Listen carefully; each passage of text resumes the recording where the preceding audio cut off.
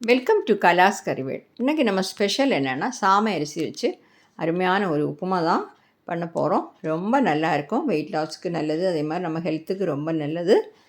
அப்போ அது எப்படி பண்ணுறதுங்கிறது ஃபுல்லாக நீங்கள் இந்த வீடியோவில் பாருங்கள், பார்த்து நீங்கள் ட்ரை பண்ணி பார்க்கணும். இன்றைக்கி நான் அந்த உப்புமாவுக்கு இந்த மாதிரி தேங்காய் துவையல் தான் பண்ணியிருக்கிறேன், அதை வச்சு தான் சாப்பிட்றேன். இது சட்னியாக நீங்கள் தாளித்து அப்படியும் வச்சு சாப்பிட்டாலும் ரொம்ப நல்லா இருக்கும். இல்லை இது ஒன்றுமே இல்லாமல் நம்ம அந்த சாமை உப்புமா தனியாகவும் சாப்பிட்லாம். ஓகே, அது எப்படி பண்ணுறதுங்கிறது பார்க்கலாம் வாங்க. அதுக்காக நான் ஒரு பவுல் எடுத்துருக்கிறேன். அதில் 1/2 கப்பு சாமை அரிசி எடுத்துருக்கிறேன், லிட்டில் மில்லட். பார்த்தீங்களா, இந்த மாதிரி தான் இருக்கும் சாமை அரிசி. இப்போ எல்லாருக்குமே இந்த மாதிரி மில்லட் ஐட்டம்ஸ் எல்லாமே தெரியுது, யூஸ் பண்ணுறாங்க நிறைய பேர். அதனால் நான் ஒரு 1/2 கப்பு, மெஷர்மெண்ட் கப்புக்கு 1/2 கப்பு சாமை அரிசி. இதில் நிறைய தூசெல்லாம் இருக்கும். இது வெயிட் லாஸுக்கு நல்லது, ஹெல்த்துக்கு ரொம்ப நல்லது. ஆனால் டயபெட்டிக் பேஷண்ட்ஸுக்கும் ரொம்ப நல்லது இந்த சாமை அரிசிங்கிறது. இதில் நிறைய வெரைட்டிஸ்லாம் ரெசிபீஸ் பண்ணலாம். பாருங்கள், நல்லா 5-6 தடவை இதை வாஷ் பண்ணிடணும். நிறைய தூசியெல்லாம் இருக்கும். வாஷ் பண்ணிவிட்டு தண்ணி விட்டு ஊற வச்சுருக்கோம். ஒரு 15 நிமிஷமாவது ஊறட்டும். பாருங்கள், அதுக்காக நான் இந்த மாதிரி இதெல்லாம் கட் பண்ணி வச்சுருக்கேன். உங்களுக்கு விருப்பம் உள்ள வெஜிடபிள்ஸ் எல்லாமே சேர்த்துக்கலாம். வெஜிடபிள்ஸ் எல்லாம் சேர்த்தா நல்லா தான் இருக்கும். இப்போ நான் இவ்வளவு தான் எடுத்துருக்கிறேன். இதில் க்ரீன் பீன்ஸ் வேணால் உங்களுக்கு சேர்த்துக்கலாம். 3 பெரிய பீன்ஸ் இந்த மாதிரி கட் பண்ணி வச்சுருக்கிறேன். ஒரு மீடியம் சைஸ் வெங்காயம், 2 பச்சை மிளகா, ஒரு சின்ன பீஸ் இஞ்சி, இந்த மாதிரி ஒரு பாதி கேரட், இது எல்லாமே இந்த மாதிரி பொடி பொடியாக நறுக்கி வச்சுருக்கிறேன்.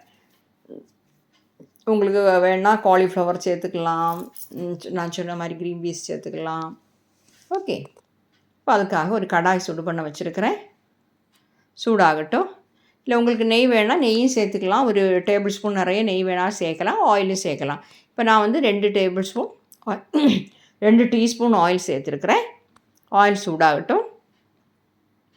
சீக்கிரமாக பண்ணிடலாம், நிறைய டைம் எல்லாம் தேவையில்லை, நல்ல டேஸ்ட்டாகவும் இருக்கும்.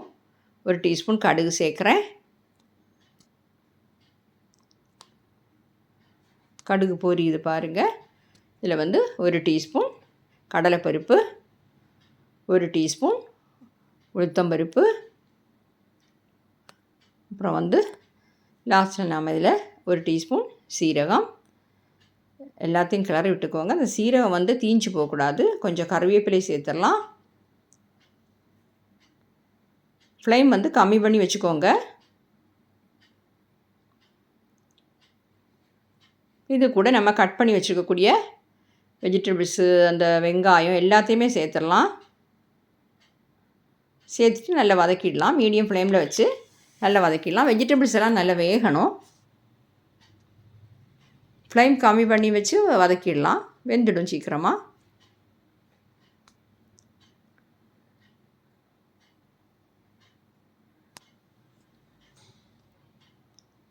கொஞ்சமாக சால்ட்டு சேர்க்குறேன்.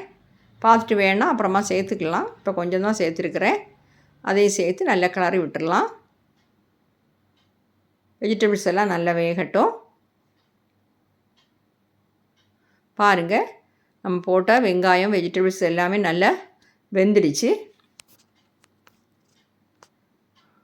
இந்த மாதிரி வெந்தால் போதும். இப்போ இதில் நம்ம தண்ணி சேர்த்துக்கலாம். நான் இப்போ 1/2 கப்பு சாமை அரிசி எடுத்தோம், 1/2 கப் தண்ணி சேர்த்துக்கலாம். ஒரு 1/2 டீஸ்பூன் மஞ்சள் தூள். 1/2 கப்பு தண்ணி சேர்க்கும்போது நல்லா வெந்து கிடைக்கும் அந்த தண்ணியில். நாம் நிறைய நேரம் ஊற வைக்கல, அதனால் நீங்கள் நிறைய நேரம் ஓவர் நைட்லாம் ஊற வச்சு நீங்கள் பண்ணுறதா இருந்தால் 1க்கு 2ங்கிற இதில் தண்ணி சேர்த்தா போதும். ஒரு 1/2 கப்பு நீங்கள் போட்டிருக்கேன், 1 கப் தண்ணி சேர்த்தா கூட போதும். வெந்து நல்லா சாஃப்ட் ஆகிடும். இப்போ நான் 1/2 கப் தண்ணி சேர்த்துருக்குறேன். இப்போ சால்ட்டு கொஞ்சம் கம்மியாக இருந்தது, அதனால் கொஞ்சம் சேர்த்துக்கிட்டேன். காரம் எல்லாம் கரெக்டாக தான் இருக்குது பச்சை மிளகாவோட. தண்ணி நல்லா கொதிக்கணும்.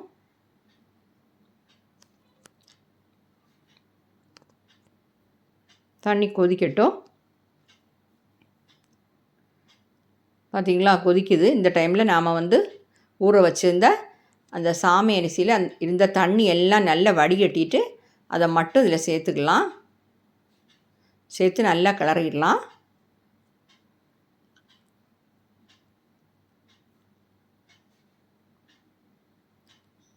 ஃப்ளேமை நல்லா கம்மி பண்ணி வச்சுட்டு நாம் இதை வேக வைக்கணும். ஒரு 10 நிமிஷமாவது வேகணும்.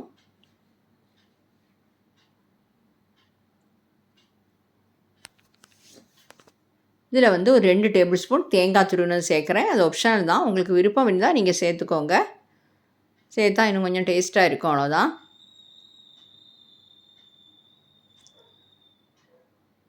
இப்போ எல்லாமே நம்ம சேர்த்துட்டோம். நீ மூடி போட்டு நம்ம வேக வைக்கலாம்.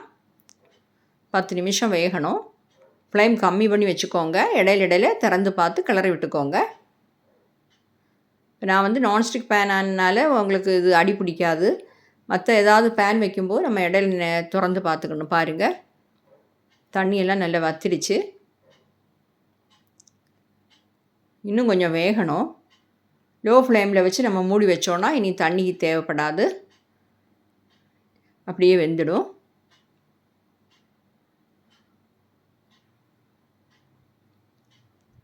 பாருங்கள், திறந்து பார்க்கலாம்.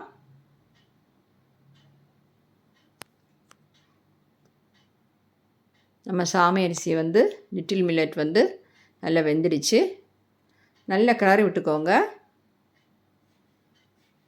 பார்த்திங்களா, ஒன்றோடு ஒன்று ஒட்டாமல் நல்லா இருக்குது. பார்த்திங்களா உப்புமா. இல்லை உங்களுக்கு குழப்பாக கொஞ்சம் வேணும்னா இன்னும் கொஞ்சம் தண்ணி சேர்க்கணும், அவ்வளோதான். இது கரெக்டாக இப்படி கிடைக்கும். இந்த மாதிரி டெக்ஸ்சரில் கிடைக்கும்.